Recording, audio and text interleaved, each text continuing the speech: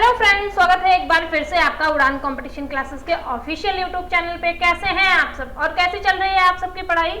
I hope आप सारे लोग अच्छे होंगे और आपकी पढ़ाई भी अच्छी चल रही होगी। आगामी एग्जाम तो आपके आने ही वाले हैं, जैसा कि आप सबको पता है। तो आज का जो टॉपिक है वो आपके लिए बहुत ही ज्यादा महत्वपूर्ण होने वाला है, क्योंकि आज हम आपके लिए लाए हैं हिंदी का पूरा इतिहास और उन इतिहासकार भी लाए हैं, इतिहासकार के सारे ग्रंथ भी लाए हैं। तो ये टॉपिक आपको एग्जाम में कुछ नहीं तो 3 से 4 नंबर दिलाएगा ही दिलाएगा। तो चलिए टाइम को वेस्ट ना करते हुए शुरू करते हैं हम आज का अपना वीडियो।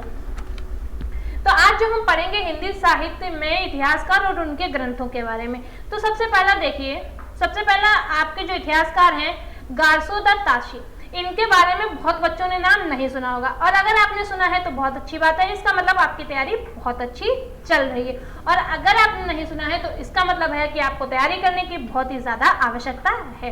देखिए, इस्तवार द लो लिटेरातुर इंदुई हिंदुस्तानी, ये क्या है? इन्होंने ये इनका जो ग्रंथ है, इनका ग्रंथ किस भाषा में है? इनका ग्रंथ है फ्रांस भाषा में। ये फ्रेंच के विद्वान थे। किसके विद्वान थे? फ्रेंच के। आपको नाम से ही लग रहा होगा कि ये इंडिया के कोई भी इतिहासकार नहीं है। हिंदी साहित्य के पहले इतिहासकार, और इन्होंने क्या किया था? हिंदी साहित्य के ये पहले इतिहासकार थे। इन्होंने कौन से सन में? 1839 के सन में। तो आपको पता चल गया ना, गारसोदर ताशी का ग्रंथ कौन सा है? इस्तवार द लो लिटेरातुर हिंदुस्तानी। और किस भाषा में था? फ्रेंच भाषा में। कभी कभी क्वेश्चन इनका नाम दे दिया और इनका आपसे ग्रंथ पूछ दिया, या ग्रंथ दे दिया और पूछ दिया कि इन्होंने किस भाषा में लिखा हुआ है। तो ये सारी चीजें आपको पता होनी चाहिए।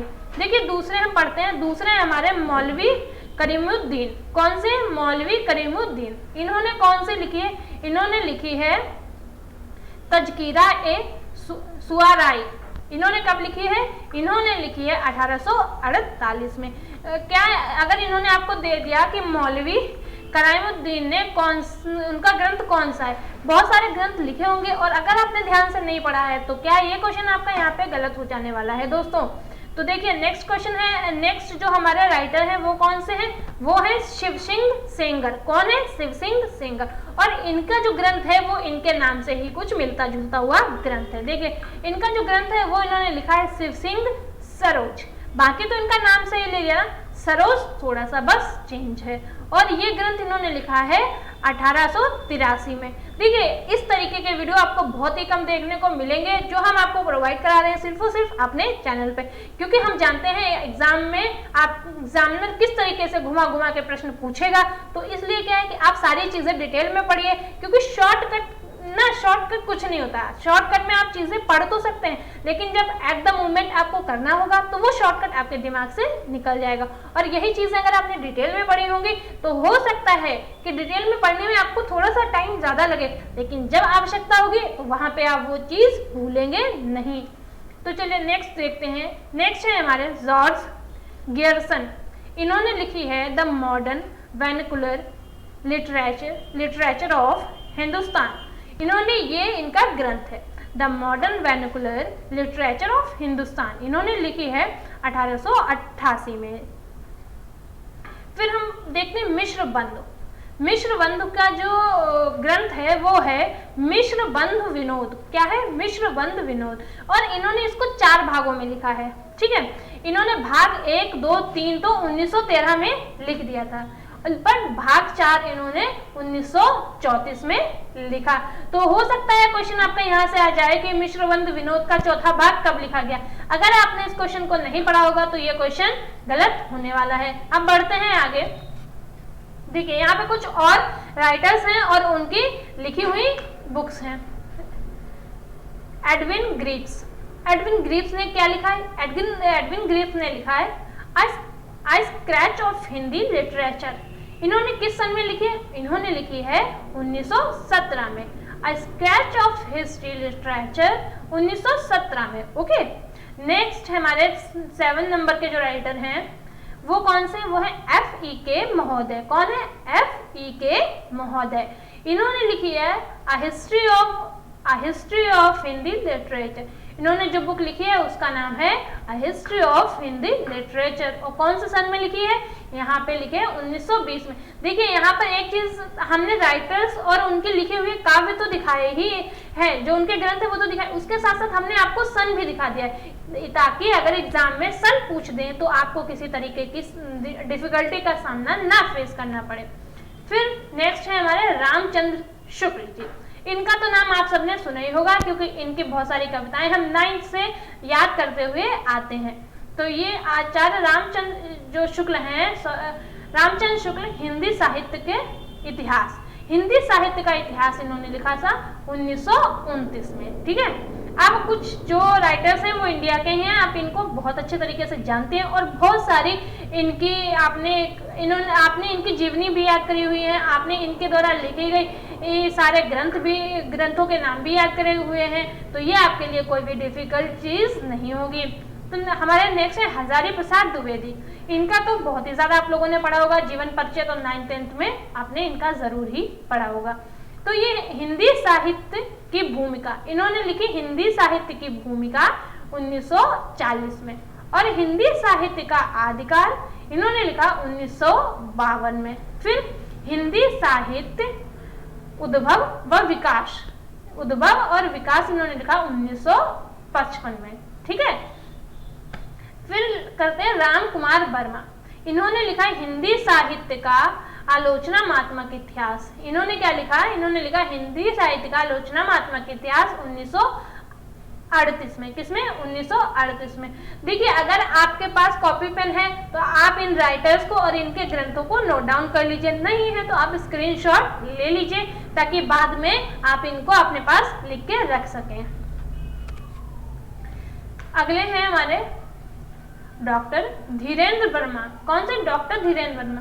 हिंदी साहित्य इन्होंने क्या लिखा? हिंदी साहित्य को 3 खंडों में लिखा हुआ है, एक नहीं 3 खंडों में। ठीक है, नेक्स्ट है हिंदी साहित्य का बृहद इतिहास।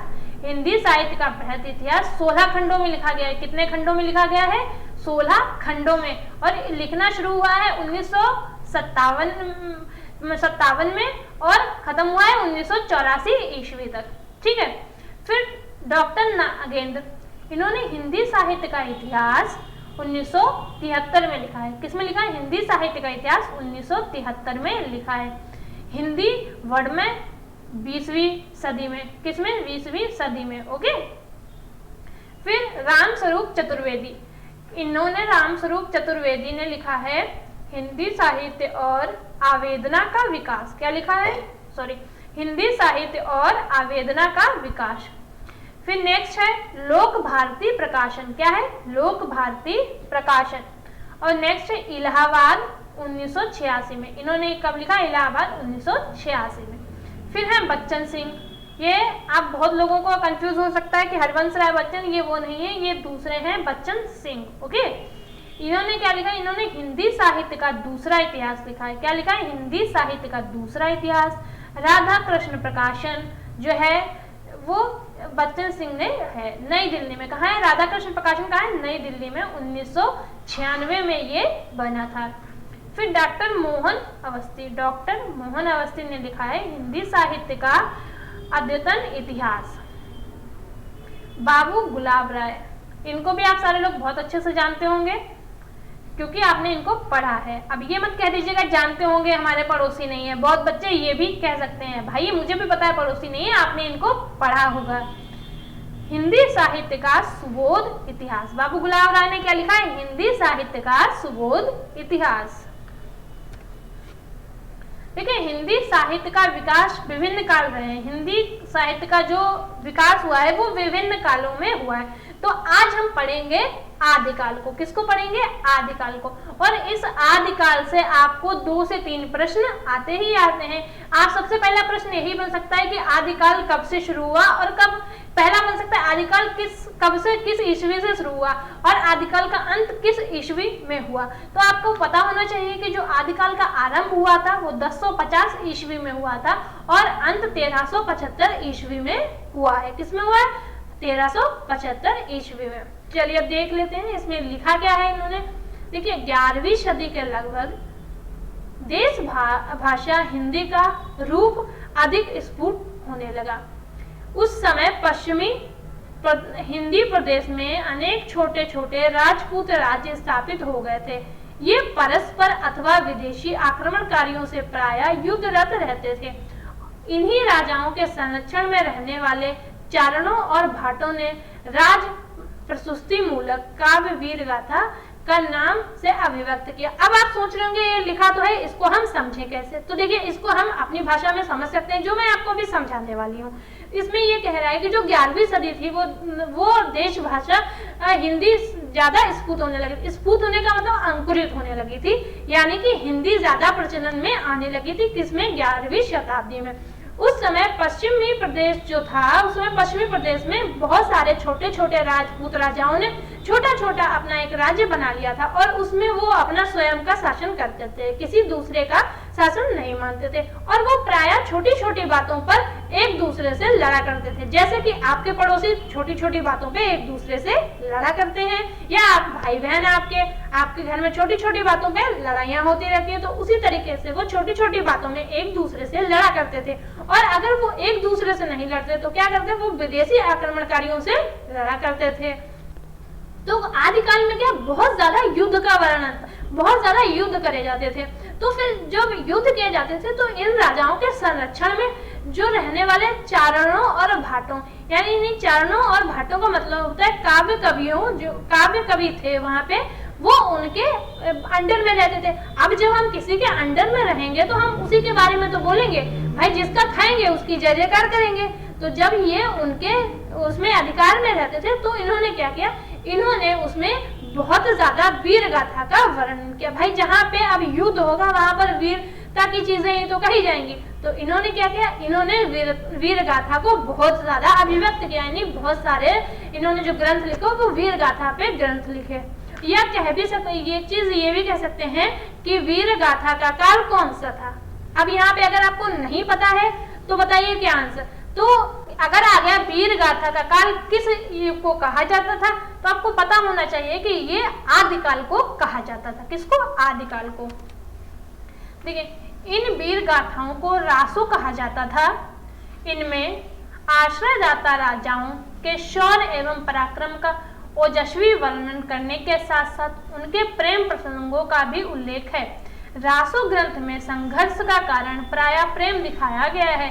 इन रचनाओं में साहित्य, इन रचनाओं में इतिहास और कल्पना का मिश्रण है। देखिए, जो इन वीर गाथाओं में रासो जो कहा जाता है, जो वीर गाथाएं लिखी गई थी, इनको क्या, इनको रासो भी कहा जाता था।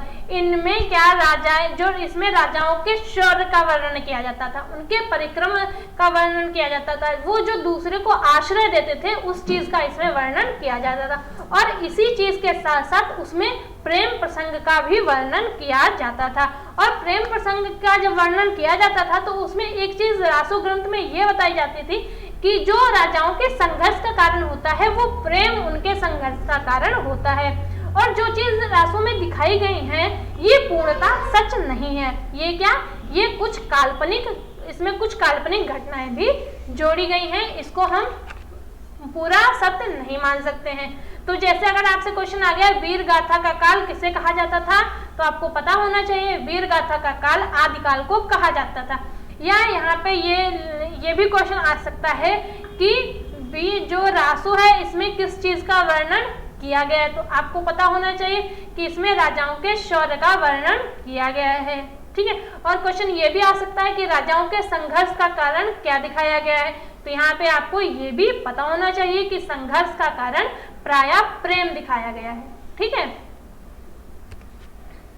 फिर जो रासो वीर गीत थे ये विशलदेव रासो और आल्हा आदि और प्रबंध काव्य पृथ्वीराज रासो, खुमान रासो आदि जो रासो वीर गीत थे वो किसने लिखे थे? वो विशलदेव के, किसके ऊपर? जैसे विशलदेव के ऊपर, आलाउद्दीन, आप तो जानते होंगे सारे लोग। मैं जो प्रबंध काव्य थे वो पृथ्वीराज रासो और खुमान रासो आदि। देखो, इनको दो रूपों में लिखे गए। कितने रूपों में? इनको दो रूपों में लिखा गया है। इन रासो ग्रंथ में, इस रासो ग्रंथ में से अनेक की उपलब्धि प्रतियां चाहे ऐतिहासिक दृष्टि से संदिग्ध हों, पर इन वीर गाथाओं की मौखिक परंपरा असंदिग्ध है। इनमें शौर्य और प्रेम की ओजस्वी का सरस अव्यक्त हुआ है। देखिए, इनको दो रूपों में वर्णन किया गया है, एक तो ऐतिहासिक में, एक मौखिक में। हो सकता है कि जो ऐतिहासिक चीजें कही गई हैं वो सत्य हों, लेकिन जो मौखिक चीजें हैं वो पूर्णतः सत्य नहीं बताई गई हैं। और इसमें इनके शौर्य, प्रेम और जो जब वीर चीजों के बारे में इसमें बताया गया है सारी, इसमें जो आपकी रासो वीर गीत है।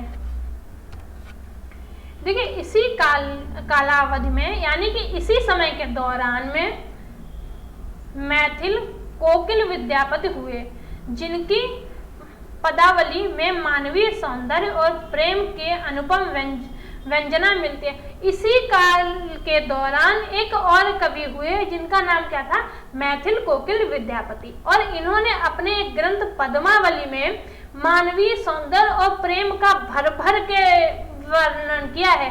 ये लिखा है ना, अनुपम, यानी कि बहुत ज्यादा यहाँ पर इन्होंने क्या, प्रेम का और मानवीय सौंदर्य का बहुत ही ज्यादा ना उपमा कर सकने वाला व्यंजन किया है, कि मतलब प्रेम और मानवीय सौंदर्य की कोई उपमा नहीं की जा सकती। कीर्ति लता और कीर्ति पताका, इनमें दो अन्य प्रसिद्ध ग्रंथ हैं, और इनके दो और भी प्रसिद्ध ग्रंथ हैं। वो कौन से? कीर्ति लता और कीर्ति पताका। क्वेश्चन यहाँ से ये बन सकता है कि मैथिली कोकिल विद्यापति के प्रसिद्ध दो ग्रंथों का नाम बताइए। अगर आपको पता है तो आप करेक्ट आंसर दे सकते हैं, नहीं पता है तो आप नहीं दे सकते। तो आप शॉर्टकट में चाहें तो ये लिख लें कि मैथिली कोकिल विद्यापति के जो प्रमुख दो प्रसिद्ध ग्रंथ हैं वो कौन है? कीर्ति लता और कीर्ति पताका। ठीक है, फिर बढ़ते हैं आगे। आगे क्या कह रहा है? अमीर खुसरो का भी यही समय है। किसका? अमीर खुसरो जो हुए हैं वो भी इसी काल में हुए हैं। किस काल में? ये हुए हैं आदिकाल में, या कह सकते हैं कि जो इनका चलता हुआ आ रहा है वीर गति की सारी चीजें, अमीर खुसरो भी इसी दौरान के हैं। इन्होंने ठेठ खड़ी बोली में अनेक पहेलियां, मुकरियां और दो सफुने रचे हैं। इन्होंने बहुत ही खड़ी बोली, ठेठ खड़ी बोली। अब आप सोच रहे हैं, कभी आप लोग अगर गांव गए होंगे तो आपने गांव लोग वालों की भाषा सुनी होगी। अगर आपने सुनी है तो आपको पता होगा कि वही होती है ठेठ खड़ी बोली। ठीक है, तो इन्होंने क्या है, उस ठेठ खड़ी बोली में अनेक पहेलियां लिखी हैं, मुकरियां लिखी हैं और दो सफुन का रचन किया है। इनके गीतों दोहों की भाषा ब्रज भाषा है। अमीर कुछ खुसरो जो हुए हैं, जो इन्होंने गीत और दोहे लिखे हैं, उसमें इनकी भाषा जो है वो ब्रज भाषा है। आदिकाल के प्रमुख कवि और उनकी रचनाएं जो हैं, आदिकाल के जो प्रमुख कवि हुए हैं और जो उनकी प्रमुख रचनाएं हैं वो अक्टूबर 2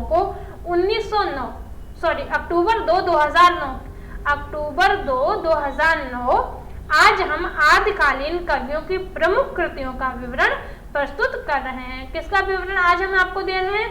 आज हम दे रहे हैं आदिकाल के कवियों की प्रमुख कृतियों का वर्णन हम आपको यहाँ पर दे रहे हैं। तो वो कौन कवि और वो कौन कौन से, ये आप देख लीजिए। अब्दुल रहमान, इन्होंने लिखी है संदेश रासक। क्या लिखी है? संदेश रासक। नरपति नाला के हैं विशल देव रासो, अपभ्रंश हिंदी में लिखी है इन्होंने। ठीक है, चंद्रवरदाई ने लिखी है पृथ्वीराज रासो, ये तो आप सबको ही पता होगा। और कौन सी भाषा में लिखी है? ये लिखी है डिंगल पिंगल हिंदी। क्वेश्चन ये भी आपका आता है कि आदिकाल की दो प्रमुख भाषाएं कौन सी हैं? तो आपको पता होना चाहिए कि जो दो प्रमुख भाषाएं हैं वो है आपकी डिंगल और पिंगल, डिंगल पिंगल हिंदी। ठीक है, या ऐसे भी दे सकते हैं, कुछ भाषाएं लिख दी और क्वेश्चन पूछ दिया इसमें कौन सी आदिकाल की भाषा है। अगर आपको पता है तो आप करेक्ट ऑप्शन दे सकते हैं। तो यहाँ पे ये चीज आप नोट डाउन कर लीजिए, ये बहुत ही महत्वपूर्ण चीज है आपकी। जो प्रमुख भाषा है वो है डिंगल पिंगल हिंदी। फिर दलपति विजय खुमान रासो ने लिखी है। क्या? दलपति विजय को जो लिखी है वो खुमान रासो ने, इन्होंने इसको लिखी है राजस्थानी हिंदी में। किसमें? राजस्थानी हिंदी में लिखी है। जगनिक ने जो लिखी है वो लिखी है परमाल रासो ने, जो जगनिक काव्य है वो लिखी है परमाल रासो ने। श्रगंधर हमीर रासो ने लिखी है, नाल सिंह विजयपाल ने लिखी है, विजयपाल रासो। देखिए ये जो यहाँ पर बहुत सारे कवि हैं, इनकी बहुत सारी रचनाएं भी हैं। ये सारी चीज़ें आपको क्या करना है, नोट करके रख लेना है, क्योंकि ये कवि और इनकी ये रचनाएं ज़रूर आती हैं, और जब आ जाती हैं तो हम कह देते हैं इन कवियों का तो हमने नाम सुना ही नहीं है। तो ये क्या है, ये सारे आपके आदिकाल के कवि हैं। किसके आदिकाल के कवि हैं? तो आदिकाल के कवियों का याद करना भी उतना ही ज़रूरी है, क्योंकि ये आपको 4 से 5 नंबर दिलाने वाले होते हैं। जाल कवि, इन्होंने लिखी है बुद्धि रासो। माधवदास चारण, जो माधवदास चारण थे ये राम रासो ने लिखी है, ठीक है। देहलन गद्य सुकुमाल ने लिखी, सुकुमाल रासो ने लिखी है। श्रीधर रणमलछंद जी ने लिखी है। आई होप आप सबको ये सारी चीज़ें अच्छे से समझ में आ रही होंगी। अगर आपको किसी प्रकार का डाउट है तो आप हमसे बिना किसी हेजिटेशन के हमारे कमेंट बॉक्स में लिख सकते हैं, तो हम आपकी वो सारी क्वेरीज दूर कर सकते हैं। और आपको वीडियो पसंद आ रहा हो, आपके लिए बहुत ही ज़्यादा महत्वपूर्ण यूजफुल वीडियो ये है, आप हमारे वीडियो को फटाफट से लाइक कर दीजिए, और जितना हो सके उतना आप हमारे वीडियोज़ को शेयर करिए अपने दोस्तों के साथ, अपने रिश्तेदारों के साथ, और जो भी आपके बहुत ही खास लोग हैं आप उनके साथ भी वीडियो शेयर करिए, क्योंकि ये चीज़ें बहुत ही ज़्यादा महत्वपूर्ण होती हैं। फिर परिचित रायसा, जिन धर्म सूरी लिखी है स्तुलिभद्र रास ने, ठीक है। गुलाब कवि ने लिखी है करहिया को रासो। शालिभद्र सूरी ने भरते स्वर, ठीक है। और फिर ये किसने लिखी है, ये बाहु अली रास ने। फिर इसको जोइंद्रू को लिखी है परमात्म प्रकाश ने, ठीक है। फिर केदार को लिखी है जयचंद्र प्रकाश ने। किसने लिखी है? जयचंद्र प्रकाश को केदार, आप सबको पता होना चाहिए, केदार लिखी जयचंद्र प्रकाश ने। मधुकर कवि ये लिखी है जसमयंक चंद्रिका ने। किसने? जसमयंक चंद्रिका ने। अब आप में से बहुत सारे बच्चे कह देंगे इनका तो हमने नाम सुना ही नहीं है। आपने नहीं सुना है इसीलिए हम आपके लिए लेके आए हैं। स्वयंभू लिखी है पायुम चरियू ने। योग सान्य धम्म दोहा ने, ठीक है, सान्य धम्म दोहा। हर प्रसाद शास्त्री जो लिखी है बौद्ध गान और दोहा। किसने लिखा? हरि प्रसाद शास्त्री ने लिखा है बौद्ध गान और दोहा। धनपाल भयवित कहा, लक्ष्मीधर ने प्रकृति पैगमल। अमीर खुसरो ने लिखा है किस्सा चाहा दरवेश। दूसरी है इनकी खालिक वारी। और फिर है विद्यापति लिखी है कीर्ति लता ने। ये जो विद्यापति के है कौन सी है? अभी देखिए कीर्ति लता और कीर्ति पताका, अभी जो मैंने आपको पीछे बताई थी यहाँ पे देखिए ये आ गई। ये विद्यापति की कौन सी है? कीर्ति लता और कीर्ति पताका। फिर विद्यापति की पद्मावली, देखिए यहाँ पे ये भी आई हुई है पद्मावली, ठीक है। तो उम्मीद है आज का ये टॉपिक आपको बहुत ही ज़्यादा अच्छे से समझ में आया होगा, और ये सारी चीज़ें आपके लिए बहुत ही महत्वपूर्ण हैं आपके आगामी परीक्षाओं के लिए। तो आप हमारे चैनल को अगर आपने अभी तक सब्सक्राइब नहीं किया है तो फटाफट से आप हमारे चैनल को सब्सक्राइब कर दीजिए और बेल आइकन को भी प्रेस कर दीजिए ताकि रिलेटेड वीडियो आप तक पहुंचती रहे। और अगर आज के इस टॉपिक में आपको किसी प्रकार का कोई भी डाउट है तो आप बिना किसी हेजिटेशन के हमें कमेंट बॉक्स में लिख सकते हैं और हम आपकी सारी क्वेरीज दूर करेंगे। Thank you everyone.